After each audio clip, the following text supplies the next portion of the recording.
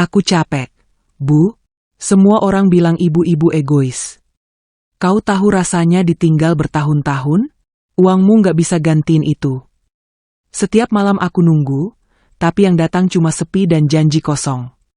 Jangan sok peduli sekarang, saat aku udah hancur.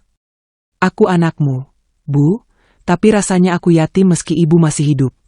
Assalamualaikum warahmatullahi wabarakatuh. Semoga siapapun yang mendengarkan kisah ini selalu diberikan kesehatan, umur panjang yang penuh keberkahan, hati yang lapang, serta rezeki yang mengalir tanpa henti. Semoga semua urusan kalian dimudahkan, segala kesedihan diganti dengan kebahagiaan, dan segala yang hilang akan diganti dengan sesuatu yang jauh lebih baik. Amin. Sebelum kita mulai cerita ini, silakan tuliskan asal daerah kalian di kolom komentar, agar kita bisa saling mengenal dan mendoakan satu sama lain dari kejauhan. Yuk kita mulai ceritanya. Pagi itu udara di desa terasa lebih dingin dari biasanya. Kabut masih menggantung di antara pepohonan pisang dan sawah yang mulai menguning. Di sebuah rumah kecil berdinding papan, seorang perempuan bernama Sari duduk termenung di depan jendela. Matanya menatap kosong ke arah jalan tanah yang sepi, seolah menunggu sesuatu yang tak kunjung datang. Sari berusia 32 tahun. Wajahnya masih cantik, meski gurat lelah mulai tampak jelas di sudut matanya. Rambutnya selalu diikat sederhana, tak pernah sempat dirawat dengan baik. Hidupnya bukan tentang berdandan atau memikirkan diri sendiri, tapi tentang bertahan dan berjuang demi satu orang yang paling ia cintai di dunia. Anaknya, Raka. Raka baru berusia 7 tahun. Tubuhnya kecil, kulitnya sawo matang, dan matanya selalu berbinar saat tertawa. Ia adalah satu-satunya alasan Sari masih bisa tersenyum di tengah hidup yang keras. Sejak suaminya meninggal 3 tahun lalu karena kecelakaan kerja, Sari harus memikul semuanya sendiri. Tak ada lagi bahu untuk bersandar, tak ada lagi tangan yang membantu mencari nafkah. Suaminya dulu hanyalah buruh bangunan dengan penghasilan pas-pasan. Setelah ia pergi, hidup Sari terasa seperti runtuh dalam semalam. Tabungan habis untuk biaya rumah sakit dan pemakaman. Hutang mulai menumpuk. Sementara Raka terus tumbuh dan membutuhkan biaya sekolah, makan, dan pakaian. Awalnya Sari mencoba bertahan dengan bekerja serabutan. Ia mencuci pakaian tetangga, membantu di warung, bahkan ikut ke sawah meski badannya sering pegal. Namun semua itu tidak pernah cukup. Uang datang dan pergi begitu cepat, sementara kebutuhan terus bertambah. Setiap malam, Sari sering menangis diam-diam setelah Raka tertidur. Ia menutup mulutnya dengan bantal agar tangisnya tak terdengar. Ia tak ingin anaknya tahu betapa rapuh dirinya. Di depan Raka, ia selalu berusaha terlihat kuat. "Bu, besok Raka sekolah pakai sepatu yang bolong lagi?" tanya Raka suatu malam dengan suara polos. Sari terdiam. Dadanya terasa sesak. Ia memeluk Raka erat-erat sambil tersenyum palsu. "Nanti ibu carikan ya, Nak," jawabnya, meski ia tahu uang di dompetnya bahkan tak cukup untuk membeli beras esok hari. Hari demi hari, tekanan semakin berat. Hingga suatu sore, seorang tetangga datang membawa kabar yang mengubah hidup Sari. "Ri, kamu kenal Bu Ratna kan? Dia baru pulang dari luar negeri. Katanya kerja jadi TKW itu lumayan. Gajinya besar," kata tetangganya sambil duduk di bangku kayu. Sari terdiam. Kata TKW terasa asing sekaligus menakutkan. Ia pernah mendengar cerita tentang perempuan yang disiksa majikan, tak dibayar, bahkan pulang tinggal nama. Tapi ia juga mendengar cerita tentang mereka yang sukses membangun rumah dan menyekolahkan anak sampai tinggi. Malam itu, Sari tidak bisa tidur. Ia menatap langit-langit rumah yang mulai lapuk. Angin masuk lewat celah dinding, dinginnya menusuk tulang. Di sebelahnya, Raka tidur pulas sambil memeluk bantal kecilnya. "Apa aku sanggup meninggalkan kamu, Nak?" bisik Sari lirih. Beberapa hari kemudian, Sari memberanikan diri menemui Bu Ratna. Ia mendengarkan penjelasan tentang pekerjaan di luar negeri, tentang gaji yang berkali-kali lipat dari yang bisa ia dapat di desa, tentang kontrak 2 tahun, tentang janji hidup yang lebih baik. Setiap kata terasa seperti pisau bermata dua. Ada harapan, tapi juga ketakutan. Malam sebelum keputusan itu diambil, Sari duduk bersama Raka di depan rumah. Bulan bersinar redup, menemani keheningan mereka. "Raka sayang ibu, kan?" tanya Sari pelan. "Iya, Bu." Raka sayang ibu, jawab anak itu tanpa ragu. Kalau suatu hari ibu harus pergi agak lama, Raka mau nggak jadi anak yang kuat? Raka mengerutkan kening kecilnya. Ibu mau kemana? Sari menelan ludah. Ibu mau kerja, nak, supaya Raka bisa sekolah tinggi, biar nggak susah kayak ibu. Raka terdiam. Matanya mulai berkaca-kaca. Ibu pergi lama? Cuma sebentar, jawab Sari, meski hatinya tahu itu bohong. Malam itu, Raka menangis dalam pelukan ibunya. Ia belum sepenuhnya mengerti, tapi hatinya merasa takut kehilangan. Sari menahan tangisnya, mencium kening anaknya berkali-kali, mencoba menghafal setiap garis wajah kecil itu. Beberapa minggu kemudian, keputusan itu tak bisa ditarik kembali. Semua berkas sudah siap, kontrak sudah ditandatangani, tiket sudah di tangan. Pagi keberangkatan tiba terlalu cepat. Raka berdiri di depan rumah, menggenggam ujung baju ibunya erat-erat. Matanya merah dan basah. Ibu jangan pergi, suaranya bergetar. Sari berlutut, memeluk anak itu sekuat tenaga. Dadanya terasa seperti diremas. Ia ingin membatalkan semuanya, ingin berteriak bahwa ia tak sanggup pergi. Tapi bayangan masa depan Raka yang suram kembali muncul di pikirannya. Ibu pergi supaya Raka nggak susah nanti, bisiknya sambil menangis. Ibu janji bakal pulang. Raka mengangguk pelan, meski air matanya terus mengalir. Jangan lama-lama, Bu. Mobil yang akan membawa Sari pergi akhirnya datang. Dengan langkah berat, ia berdiri, mengusap kepala anaknya untuk terakhir kali. Saat mobil mulai bergerak, Sari menoleh ke belakang. Ia melihat Raka berdiri kecil di depan rumah, melambaikan tangan sambil menangis. Pemandangan itu menusuk hatinya lebih dalam dari apapun. Air mata Sari jatuh tanpa bisa dihentikan. Ia tak tahu bahwa keputusan hari itu akan menjadi awal dari luka panjang dalam hidup anaknya. Dan bahwa pengorbanannya, yang ia anggap sebagai bentuk cinta terbesar, justru akan membawa jarak yang tak pernah ia bayangkan sebelumnya. Bab 2, Jarak yang memisahkan hati. Hari-hari pertama di negeri orang terasa seperti mimpi buruk yang tak berujung bagi Sari. Ia tinggal di sebuah rumah besar milik majikannya, tapi hatinya terasa sempit dan pengap. Bahasa yang tak ia pahami, aturan yang kaku, dan tatapan dingin orang-orang di sekitarnya membuatnya merasa asing setiap waktu. Setiap pagi, sebelum matahari terbit, Sari sudah harus bangun. Ia membersihkan rumah, mencuci pakaian, memasak, dan menjaga anak majikannya. Semua harus serba cepat dan sempurna. Jika sedikit saja salah, bentakan akan datang tanpa ampun. Di sela lelahnya, pikiran Sari selalu kembali pada satu hal, Raka. Ia sering membayangkan anaknya sedang sarapan, berangkat sekolah, atau bermain di depan rumah. Tapi bayangan itu sering berubah menjadi rasa sesak, karena ia tidak tahu apakah Raka baik-baik saja tanpa dirinya. Malam hari adalah waktu paling berat. Saat semua pekerjaan selesai dan tubuhnya terbaring lelah, rasa rindu datang tanpa ampun. Sari mengambil ponsel tuanya, membuka galeri, menatap foto Raka berulang kali. Ia tersenyum sambil menangis. Raka, ibu kangen, gumamnya lirih. Beberapa minggu pertama, mereka masih sering saling menelepon. Raka akan bercerita tentang sekolah, tentang teman barunya, tentang makanan yang dimasak neneknya. Sari mendengarkan dengan penuh perhatian, meski matanya sering basah. Ibu kapan pulang? Tanya Raka suatu malam. Belum tahu, nak, tapi ibu selalu doain Raka, jawab Sari lembut. Ibu jangan lupa sama Raka ya, ucap anak itu pelan. Ucapan itu menusuk hati Sari. Gak akan pernah, jawabnya cepat, meski di hatinya tumbuh rasa takut yang tak bisa dijelaskan. Waktu terus berjalan. Bulan berganti bulan. Pekerjaan semakin berat, tapi Sari bertahan. Setiap gaji ia terima, sebagian besar langsung ia kirim ke kampung. Ia membayangkan Raka bisa makan lebih baik, bisa sekolah dengan layak, dan tak perlu merasakan hidup sesulit dirinya dulu. Namun perlahan, sesuatu mulai berubah. Telepon dari Raka tidak lagi sesering dulu. Saat Sari menelepon, anak itu sering terdengar malas menjawab. Kadang hanya menjawab singkat, kadang malah tak mengangkat sama sekali. Raka lagi main, Bu, kata neneknya suatu kali. Habis ini ibu telepon lagi ya. jawab Sari, mencoba berpikir positif. Tapi rasa cemas mulai tumbuh. Ada jarak yang tak kasat mata, namun terasa semakin lebar. Di sekolah, Raka mulai berubah. Ia menjadi pendiam, sering melamun, dan mudah marah.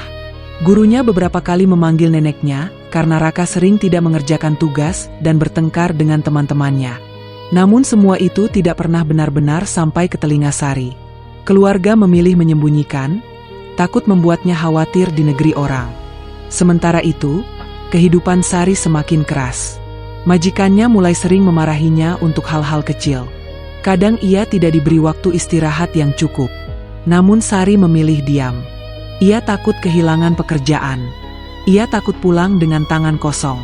Yang penting Raka bahagia, katanya pada dirinya sendiri, meski hatinya perlahan hancur. Suatu malam, saat hujan deras mengguyur atap rumah majikannya, Sari duduk sendirian di dapur. Ia baru saja dimarahi karena dianggap lambat membersihkan lantai. Tangannya gemetar menahan lelah. Ia mencoba menelepon Raka. 1 kali tak diangkat, 2 kali tak diangkat.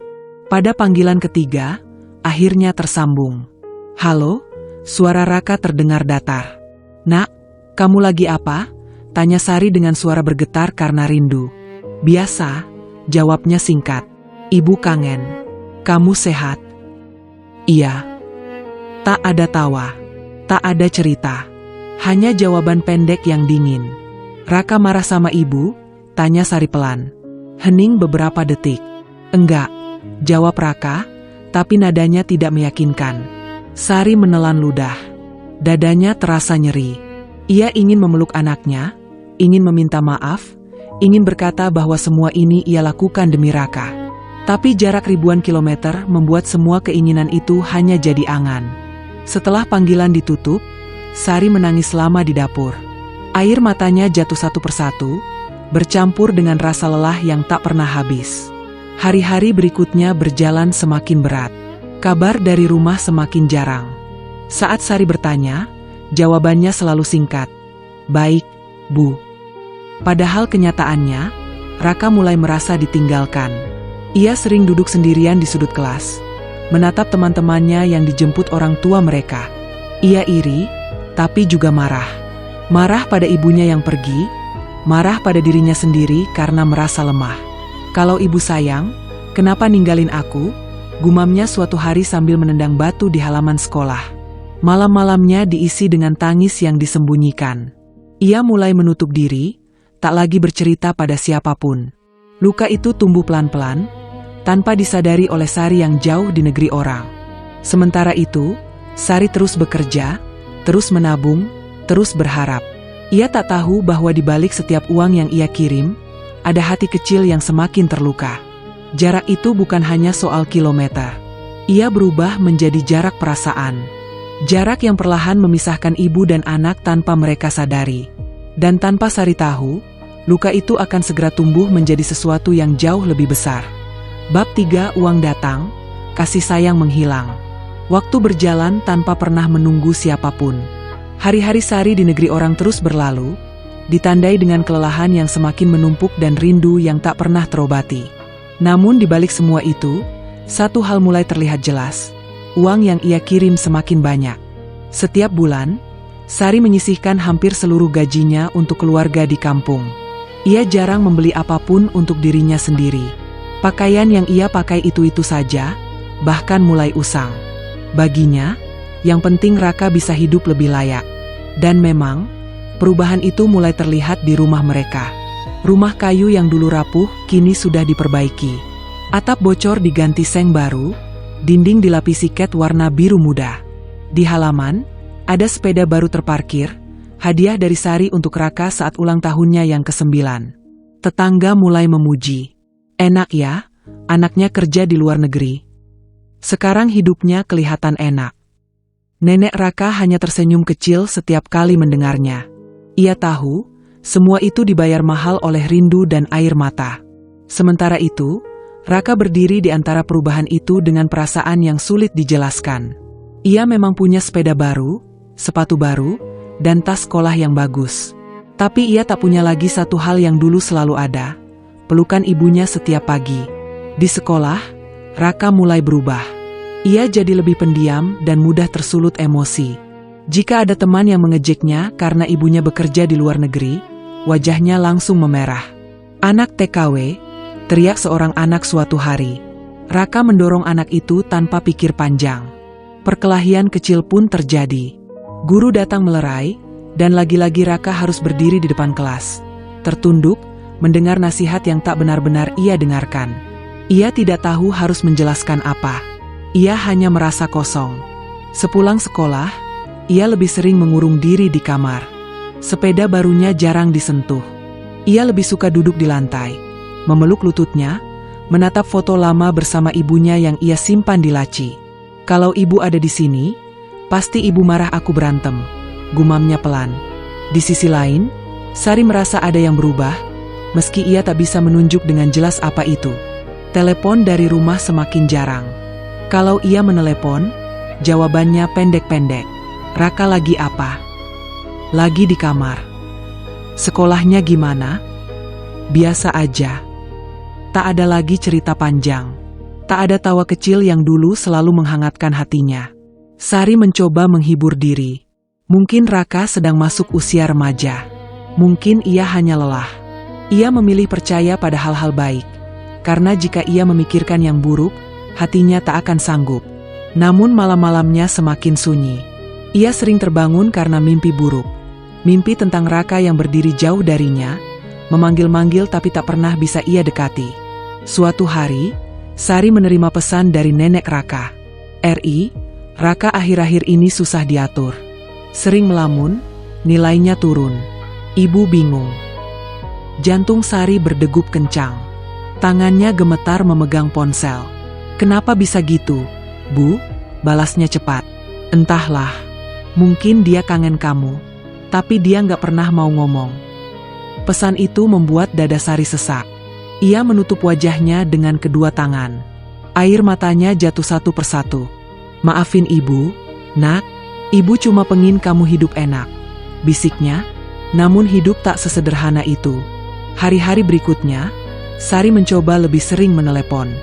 Tapi justru semakin sering ditolak. Raka kadang mematikan ponselnya. Kadang menjawab dengan suara kesal.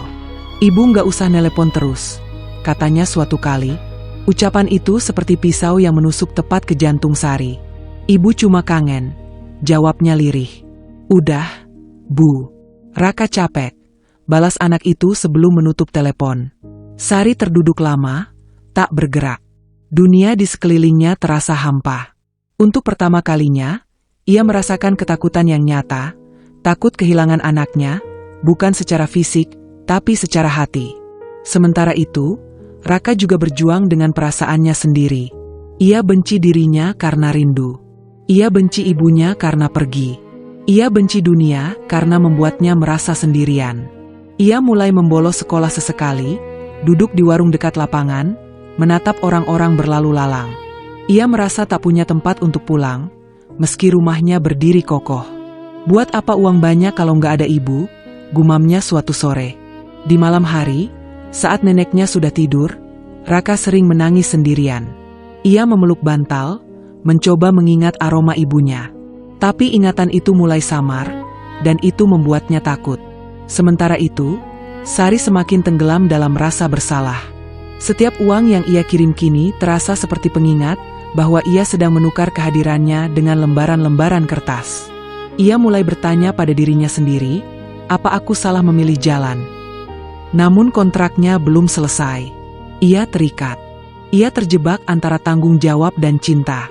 Dan di antara jarak ribuan kilometer itu, ibu dan anak sama-sama terluka, sama-sama rindu, tapi tak tahu bagaimana cara saling mendekat kembali.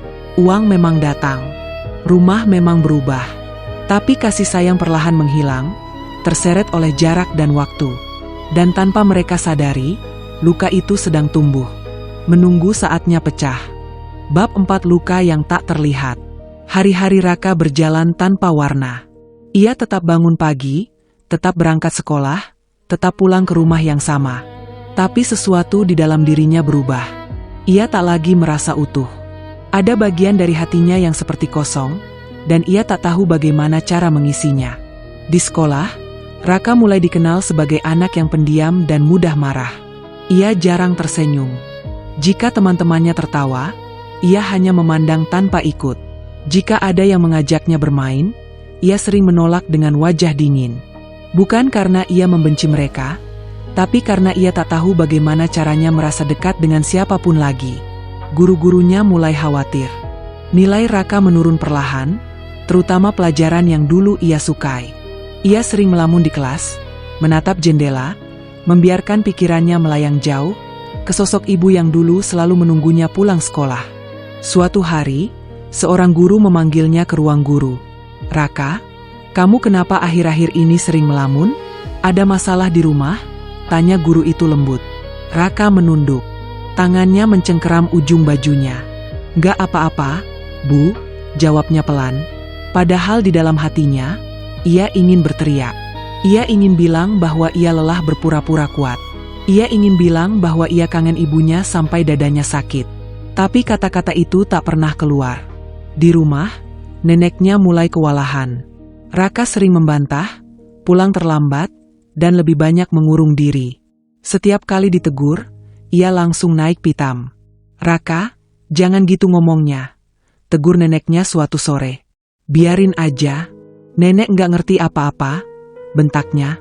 Setelah berkata begitu, Raka langsung masuk ke kamar dan mengunci pintu. Dari balik pintu, terdengar isak tangis yang ditahannya sekuat mungkin. Ia membenci dirinya sendiri karena bersikap kasar. Tapi emosinya seperti api yang tak bisa ia padamkan. Sementara itu, di negeri orang, Sari mulai merasakan kegelisahan yang semakin berat. Ia sering terbangun tengah malam dengan dada sesak, seolah ada sesuatu yang salah, tapi ia tak tahu apa. Ia mencoba menelepon Raka berkali-kali, tapi sering tak diangkat. Jika diangkat pun, jawabannya singkat dan dingin. "Raka, kamu kenapa sih sama ibu?" tanya Sari suatu malam, suaranya gemetar. "Biasa aja," jawab Raka datar. "Kamu marah ya sama ibu?" Hening sejenak. "Udah ah, Bu. Raka mau tidur." Telepon pun terputus. Sari terdiam lama. Tangannya gemetar memegang ponsel. Untuk pertama kalinya, ia merasa seperti orang asing bagi anaknya sendiri. Malam itu, ia menangis terseduh-seduh. Bukan karena lelah bekerja, tapi karena hatinya merasa kehilangan sesuatu yang sangat berharga. "Apa aku salah, Tuhan?" bisiknya lirih. "Aku cuma ingin anakku hidup lebih baik." Hari demi hari, luka itu makin dalam, baik bagi Raka maupun Sari. Raka mulai sering bolos sekolah. Ia lebih suka nongkrong di warung kecil dekat lapangan, bertemu anak-anak yang lebih besar darinya. Mereka merokok, tertawa keras, dan bicara kasar. Di sana, Raka merasa diterima, meski caranya salah. Tak ada yang menanyakan perasaannya. Tak ada yang menyuruhnya bercerita. Ia hanya perlu ikut tertawa, dan rasa sakit itu sedikit menghilang.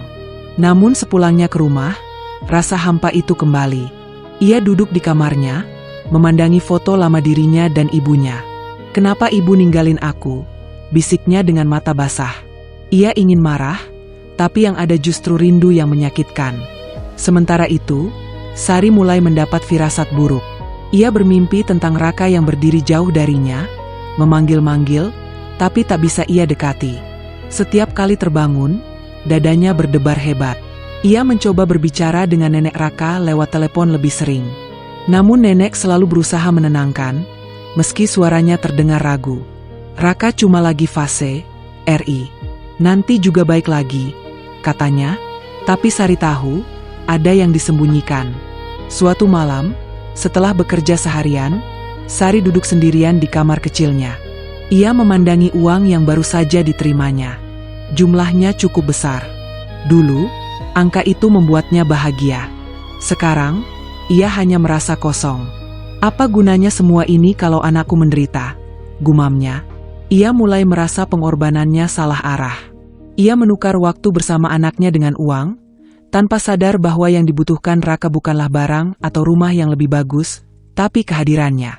Sementara itu, Raka semakin tenggelam dalam dunianya sendiri. Ia mulai berani membantah guru, sering bolos, dan beberapa kali kedapatan berkelahi. Namun di balik sikap kasarnya, ada anak kecil yang sangat kesepian. Suatu malam, setelah dimarahi neneknya, Raka duduk sendirian di teras. Hujan turun pelan. Ia menatap langit gelap, lalu berbisik pelan. "Bu, kalau ibu masih di sini, pasti semuanya nggak kayak gini." Air matanya jatuh satu persatu, bercampur dengan hujan. Luka itu tak terlihat, tak berdarah, tapi perlahan menggerogoti jiwa seorang anak dan seorang ibu, dari dua tempat yang berbeda. Dan tanpa mereka sadari, luka itu sedang tumbuh menjadi sesuatu yang lebih besar, sesuatu yang kelak akan mengguncang hidup mereka berdua. Bab 5, Jarak yang membunuh kedekatan. Waktu terus berjalan, tapi hubungan antara Sari dan Raka justru berjalan mundur. Mereka masih terhubung lewat telepon, masih saling tahu kabar, namun kehangatan itu perlahan menghilang, digantikan oleh kesunyian yang tak terucap. Sari mulai merasa seperti orang asing dalam hidup anaknya sendiri. Setiap kali ia menelepon, percakapan selalu singkat dan terasa dipaksakan. Tak ada lagi cerita panjang tentang sekolah, tak ada lagi tawa kecil yang dulu selalu mengisi telinganya. "Halo, Nak, lagi apa?" "Biasa." "Kamu sehat?" "Iya." "Sekolah gimana?" "Biasa aja." Hanya itu. Selalu itu. Sari sering menatap layar ponsel lama setelah panggilan berakhir, berharap ada telepon balik. Tapi tak pernah ada. Hatinya terasa kosong, seperti kehilangan sesuatu yang tak bisa dijelaskan dengan kata-kata. Ia mulai menyadari, mungkin kehadirannya sudah tidak lagi penting bagi Raka. Di sisi lain, Raka semakin menjauh dari semua orang. Ia mulai jarang pulang tepat waktu. Sepulang sekolah, ia sering duduk lama di lapangan, menendang batu kecil, memandangi anak-anak lain yang dijemput orang tua mereka. Setiap kali melihat seorang ibu memeluk anaknya, dadanya terasa sesak. Ada rasa iri, tapi juga marah pada keadaan, pada ibunya, dan pada dirinya sendiri karena masih berharap. Ngapain juga berharap? Ibu kan udah pilih pergi, gumamnya suatu sore. Ia mulai menutup diri sepenuhnya. Saat neneknya bertanya, ia menjawab singkat atau malah diam. Ia tak lagi makan bersama, lebih sering mengurung diri di kamar.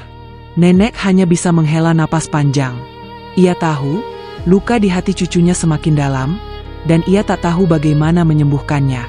Sementara itu, di negeri orang, Sari juga hidup dalam kesepian yang sama. Meski dikelilingi orang, ia merasa sendirian. Tak ada tempat untuk bercerita, tak ada bahu untuk bersandar. Ia mulai sering melamun saat bekerja. Pikirannya selalu tertuju pada Raka. Bayangan wajah anaknya yang dingin dan jauh, membuat dadanya terasa seperti diremas. Suatu hari, Sari memberanikan diri mengirim pesan panjang pada Raka. "Ibu minta maaf kalau selama ini ibu banyak salah. Ibu cuma mau kamu bahagia. Kalau ibu bikin kamu sakit hati, bilang sama ibu ya." Pesan itu hanya dibaca, tidak dibalas. Hati Sari seperti jatuh ke dasar jurang. Malam itu, ia menangis lama. Tangis yang sunyi, tanpa suara, agar tak terdengar orang lain. Ia merasa gagal sebagai ibu. Semua pengorbanan yang ia lakukan seakan tak berarti apa-apa. Sementara itu, Raka membaca pesan itu dengan perasaan campur aduk. Ada bagian dari dirinya yang ingin membalas. Ingin bilang bahwa ia rindu, ingin bilang bahwa ia masih sayang. Tapi ada bagian lain yang lebih besar. Bagian yang terluka, yang berkata bahwa semua itu sudah terlambat. Ia meletakkan ponsel, memeluk lututnya, dan memejamkan mata. "Aku capek berharap," bisiknya. Hari demi hari, jarak di antara mereka semakin lebar. Bukan lagi karena jarak negara, tapi karena tembok perasaan yang perlahan dibangun oleh rasa kecewa. Raka mulai mencari pelarian. Ia semakin sering berkumpul dengan teman-teman yang salah. Mereka memberinya rasa diterima, meski caranya keliru. Di sana, ia bisa tertawa tanpa harus menjelaskan apapun. Namun di balik tawa itu, ada kekosongan yang tak terisi. Di sisi lain, Sari mulai kehilangan semangat hidup. Ia bekerja seperti mesin, bangun, bekerja, tidur, lalu mengulang. Tak ada lagi tujuan yang jelas. Uang yang ia kumpulkan terasa tak bermakna jika hatinya tetap hampa. Suatu malam, ia berdiri di depan cermin kecil di kamarnya. Wajahnya tampak lebih tua dari usianya. Matanya sembab, sorotnya redup. "Apa aku masih ibunya Raka?" tanyanya pelan pada bayangannya sendiri. Tak ada jawaban. Jarak itu kini benar-benar membunuh kedekatan yang dulu begitu hangat. Mereka masih terhubung oleh darah, tapi hati mereka seolah berada di dua dunia yang berbeda. Dan tanpa mereka sadari, badai yang lebih besar sedang menunggu. Sesuatu akan terjadi. Sesuatu yang akan memaksa mereka menghadapi luka yang selama ini mereka sembunyikan. Bab 6, kabar yang menghancurkan. Hari itu dimulai seperti hari-hari lainnya bagi Sari. Ia bangun sebelum fajar, menyiapkan sarapan untuk keluarga majikannya, lalu membersihkan rumah dengan tubuh yang sudah terlalu lelah untuk terus dipaksa bergerak. Namun entah kenapa, sejak pagi dadanya terasa sempit. Napasnya pendek-pendek, seperti ada firasat buruk yang menggantung di udara. Ia mencoba mengabaikannya. Cuma capek, gumamnya pada diri sendiri. Tapi perasaan itu tak juga pergi. Saat istirahat siang, Sari duduk sendirian di sudut dapur. Tangannya meraih ponsel, membuka layar, menatap foto Raka yang sudah lama tak diperbarui. Wajah anak itu terlihat semakin asing baginya. Tiba-tiba, ponselnya bergetar. Nama nenek muncul di layar. Jantung Sari langsung berdegup kencang. "Assalamualaikum, Bu," ucap Sari dengan suara bergetar. Di seberang sana, suara nenek terdengar berat. Terlalu berat untuk sekadar kabar biasa. "Eri, kamu harus kuat, ya." Hanya dari kalimat itu, dunia Sari seakan runtuh. "Ada apa, Bu? Raka kenapa?" Suaranya meninggi, tangannya gemetar. Nenek terdiam beberapa detik, seperti mengumpulkan keberanian. "Raka, dia kemarin dibawa ke kantor polisi." Dunia seakan berhenti berputar. "Apa?" Sari hampir menjatuhkan ponselnya. "Maksud ibu apa? Raka ngapain?" Nenek menarik napas panjang, suaranya pecah. Dia ketahuan ikut tawuran sama anak-anak lain. Ada yang luka. Untungnya belum parah, tapi Raka sempat ditahan semalam. Tubuh Sari lemas seketika. Ia terduduk di lantai dapur, tak peduli lantainya dingin atau kotor. "Tidak, itu nggak mungkin. Raka bukan anak nakal." Suaranya gemetar. Nenek menangis di seberang sana. "Ibu juga nggak nyangka, Ri. Tapi ini kenyataan. Raka berubah, dia sering bolos, sering pulang malam. Ibu nggak sanggup ngontrol dia sendirian." Kata-kata itu seperti pisau yang menghujam dada Sari satu persatu. Air matanya mengalir deras. Tangannya gemetar hebat sampai ponsel hampir terlepas. "Kenapa? Kenapa ibu nggak bilang dari dulu?" isaknya. "Ibu takut kamu kepikiran di sana. Ibu pikir masih bisa diatasi," jawab nenek lirih. Sari menutup mulutnya, menahan tangis yang pecah menjadi sesenggukan. Kepalanya dipenuhi rasa bersalah yang menyesakkan. "Ini salah aku, ini semua salah aku," gumamnya berulang-ulang. Telepon itu berakhir dengan isak tangis di kedua ujung. Sari terduduk lama di lantai, tubuhnya gemetar hebat. Ia merasa seperti seluruh dunia runtuh dalam satu waktu. Bayangan Raka kecil yang dulu memeluk kakinya kini berubah menjadi anak yang terseret masalah. Dan semua itu terjadi saat ia tak ada di sisinya. Di malam yang sama, Sari tak bisa tidur. Matanya perih, kepalanya penuh. Ia terus memikirkan Raka. Sendirian di kantor polisi, mungkin ketakutan, mungkin marah, mungkin merasa ditinggalkan. "Seandainya aku ada di sana," bisiknya lirih. Ia bangkit dari tempat tidur, mengambil sajadah, lalu bersujud lama. Tangisnya pecah, menyatu dengan doa yang terbata-bata. "Ya Tuhan, aku mohon, jaga anakku. Kalau ini hukuman untukku, jangan libatkan dia." Di sisi lain, Raka duduk di kamar rumahnya dengan wajah kosong. Ia baru saja dipulangkan setelah neneknya datang menjemput. Malam itu sunyi, terlalu sunyi. Ia duduk di kasur, menatap dinding. Kepalanya masih berisik oleh suara polisi, tatapan orang-orang, dan rasa malu yang menusuk. Ia merasa gagal, merasa kotor, merasa tidak berguna. Dalam benaknya, wajah ibunya muncul. Tapi bukan wajah yang tersenyum, melainkan wajah kecewa. "Pasti ibu malu punya anak kayak aku," gumamnya pelan. Air matanya jatuh satu persatu. Ia memeluk lututnya erat, seolah ingin menghilang dari dunia. Tak ada yang menenangkan. Tak ada yang memeluk. Hanya kesunyian yang makin menekan. Keesokan harinya, Sari mencoba mengajukan izin pulang. Dengan suara bergetar, ia menjelaskan kondisinya pada majikan. Tapi jawaban yang ia terima membuat dadanya semakin sesak. Kamu masih terikat kontrak. Kalau mau pulang sekarang, kamu harus bayar denda besar, kata majikannya dingin. Sari terdiam. Uang sebanyak itu tak mungkin ia miliki. Tidak ada jalan lain, tanyanya lirih. Majikannya menggeleng. Saat itu, Sari merasa benar-benar terjebak. Antara menjadi ibu yang ingin memeluk anaknya, atau pekerja yang terikat kontrak dan tak punya pilihan. Ia kembali ke kamarnya dengan langkah gontai. Air matanya tak berhenti mengalir. Maafkan ibu, nak, bisiknya pelan. Ibu pengin pulang, tapi ibu nggak bisa. Sementara itu, Raka mulai menarik diri dari semua orang. Ia berhenti bicara banyak, berhenti tertawa, berhenti berharap. Ia merasa hidupnya sudah hancur. Dan di antara jarak yang tak terjembatani itu, satu hal menjadi jelas. Luka yang mereka simpan kini telah berubah menjadi luka yang dalam dan berbahaya. Sesuatu di antara mereka telah pecah. Dan jika tidak segera disembuhkan, luka itu akan meninggalkan bekas seumur hidup. Bab 7, Pulang dengan Luka. Hari-hari setelah kabar tentang Raka terasa seperti mimpi buruk yang tak berakhir bagi Sari. Setiap detik terasa panjang dan menyiksa. Ia bekerja tanpa jiwa, bergerak hanya karena tubuhnya dipaksa. Pikirannya terus tertinggal di rumah, pada anak yang kini terasa begitu jauh darinya.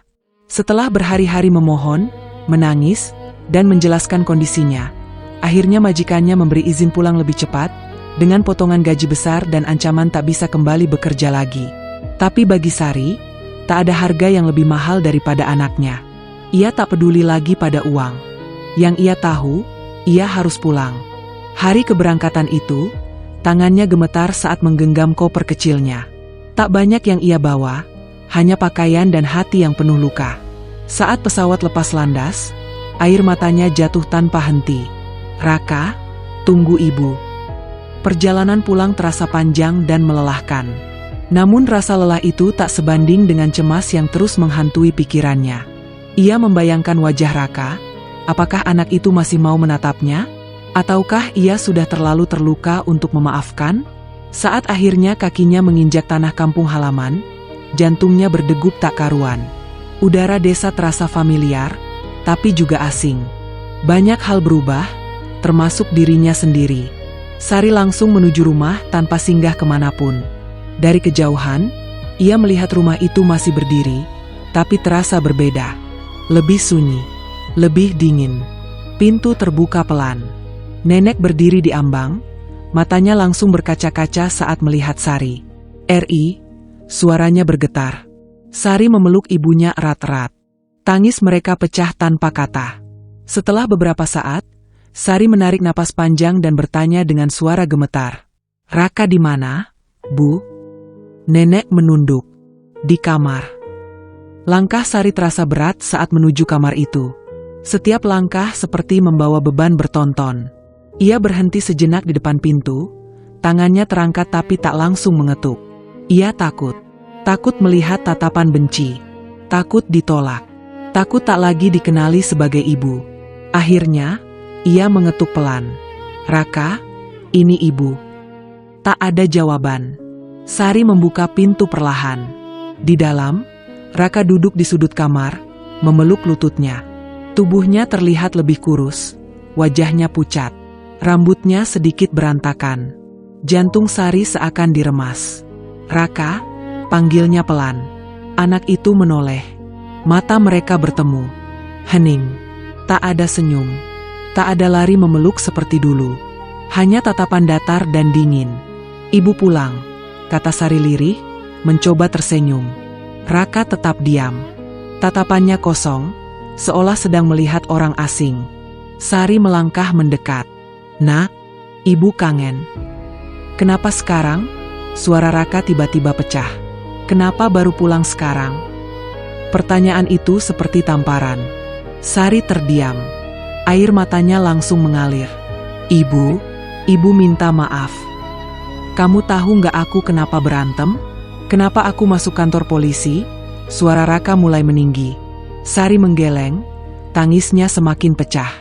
Karena aku capek ditinggal, karena semua orang punya orang tua, tapi aku cuma punya foto, teriak Raka. Kata-kata itu menusuk lebih dalam dari pisau manapun. Aku benci pulang ke rumah kosong. Aku benci lihat teman-teman dijemput orang tuanya. Aku benci kamu, teriaknya sambil menangis. Sari jatuh berlutut. Tangannya gemetar, dadanya terasa seperti diremas. Ibu nggak pernah mau ninggalin kamu. Nak, ibu cuma mau kamu hidup lebih baik.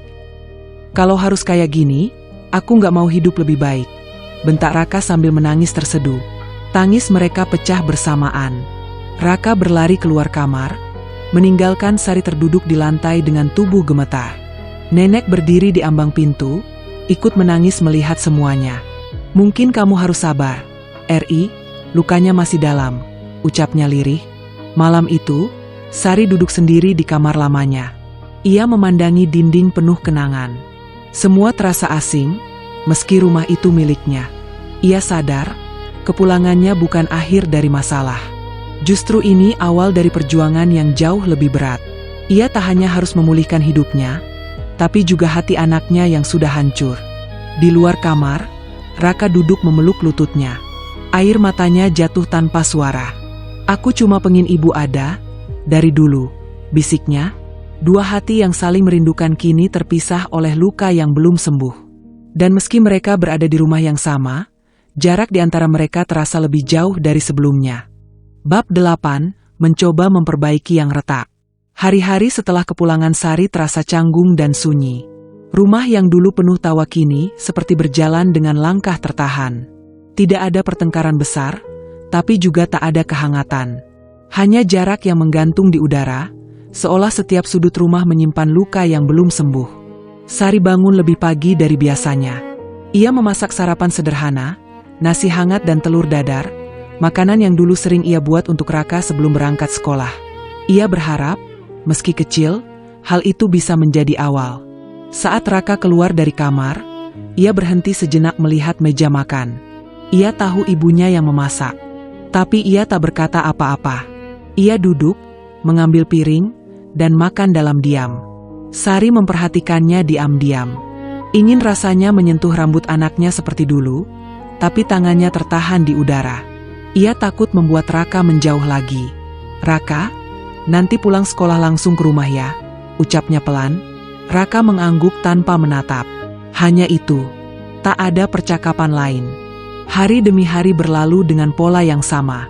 Sari mulai melakukan hal-hal kecil, menyiapkan bekal, membersihkan kamar Raka, menunggunya pulang. Ia tak memaksa berbicara, hanya hadir. Kadang ia duduk di ruang tamu sambil menjahit, pura-pura sibuk, hanya agar Raka tahu bahwa ia ada. Sementara itu, Raka masih menyimpan tembok tinggi di hatinya. Tapi perlahan, ia mulai memperhatikan hal-hal kecil yang dilakukan ibunya. Makanan hangat setiap pagi, baju yang tiba-tiba rapi dan wangi, lampu yang sengaja dibiarkan menyala saat ia pulang malam. Ia tak mengucap terima kasih, tapi hatinya mulai goyah. Suatu malam, hujan turun deras. Listrik mati. Rumah gelap gulita, hanya diterangi cahaya lilin. Raka duduk di ruang tamu, sementara Sari berada di dapur. Petir menyambar, membuat Raka tersentak. Tanpa sadar, tubuhnya gemetar. Ia memang tak pernah bilang, tapi sejak kecil ia takut petir. Sari melihat itu dari kejauhan. Tanpa berkata apapun, ia mendekat dan duduk tak jauh dari Raka. Dulu, kamu selalu sembunyi di belakang ibu kalau hujan, ucap Sari pelan. Raka terdiam. Ibu ingat, kamu nutup telinga sambil bilang, takut. Lanjutnya dengan senyum kecil yang penuh rindu. Raka menelan ludah. Dadanya terasa sesak. Aku masih takut, katanya lirih, hampir tak terdengar. Kalimat itu seperti retakan kecil di tembok yang selama ini ia bangun. Sari menoleh perlahan. Nggak apa-apa takut. Ibu di sini sekarang. Tak ada pelukan, tak ada sentuhan. Tapi jarak di antara mereka sedikit menyempit. Sejak malam itu, Raka mulai membuka diri sedikit demi sedikit. Ia masih dingin, masih sering diam, Tapi ia tak lagi sepenuhnya menolak. Ia mulai menjawab pertanyaan, meski singkat. Ia mulai pulang tepat waktu. Suatu sore, Sari memberanikan diri mengajak bicara. "Raka, ibu tahu ibu banyak salah. Ibu nggak minta kamu langsung maafin. Ibu cuma mau kamu tahu. Ibu nyesel ninggalin kamu." Raka menunduk. Tangannya mengepal. "Aku cuma ngerasa sendirian," katanya lirih. "Waktu aku butuh ibu nggak ada." Kata-kata itu menghantam hati Sari. "Ibu tahu, dan itu kesalahan terbesar ibu," jawabnya dengan suara bergetar. "Kalau ibu bisa muter waktu, ibu bakal pilih tetap di sini sama kamu." Raka terdiam lama. Air matanya jatuh perlahan. "Aku benci ibu, tapi aku juga kangen," katanya sambil terisak. Sari tak bisa menahan diri lagi. Ia meraih Raka dan memeluknya erat. Kali ini, Raka tak menolak. Ia menangis di pelukan ibunya, tangis yang selama ini ia pendam sendirian. Malam itu, mereka menangis bersama. Tak ada kata-kata indah, hanya kejujuran dan luka yang mulai terbuka. Sejak saat itu, hubungan mereka perlahan berubah. Tidak langsung pulih, tapi mulai bergerak ke arah yang lebih baik. Raka mulai kembali ke sekolah dengan lebih tenang. Sari mulai mendampingi, menunggu di rumah, bertanya tentang harinya. Mereka belajar saling mengenal kembali, seperti dua orang yang pernah terpisah lama, dan kini berusaha membangun ulang ikatan yang rapuh. Luka itu belum sembuh. Bekasnya masih ada. Tapi kini, ada usaha untuk merawatnya bersama.